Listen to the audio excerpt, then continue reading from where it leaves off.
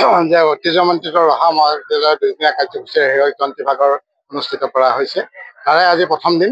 ইতিমধ্যে আমাৰ 4টা কাৰ্যসূচী সম্পন্ন হৈ গৈছে। পতাকা উত্তোলন হৈ গৈছে, 60খন পতাকা উত্তোলন মহাবিদ্যালয়ৰ মূল পতাকাৰ লগতে। তাৰপিছতে স্মৃতি তৰ্পণ, শ্বহীদ তৰ্পণ আৰু বিধায়কৰ উন্নয়ন ভোজে এক হীৰক জয়ন্তী ভৱনৰ আধাৰশিলা স্থাপন হৈ গৈছে। ইয়াৰ পিছতে আমাৰ সম্বৰ্ধনা অনুষ্ঠান আছে।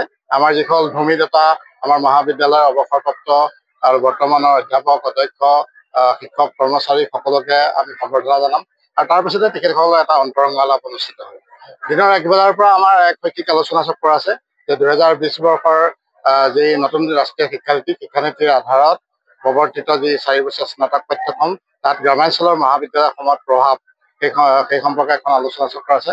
আলোচনা চক্ৰৰ পিছতেই দিনৰ 2:30 বজাৰ পৰা প্ৰাক্তন ছাত্ৰ ছাত্ৰীসকলৰ সমাৰোহৰ অন্তৰংগ আলাপ আছে। আৰু সেইটো কণ্টিনিউ ৰাতিলৈকে আমাৰ চলিব সাংস্কৃতিক সন্ধিয়ালৈকে। আজি প্ৰথম দিনৰ কাৰ্যসূচী সেইখিনিতে। পতাকা আমাৰ মহাবিদ্যালয়ৰ পতাকাৰ লগত 60খন, মুঠতে 61খন।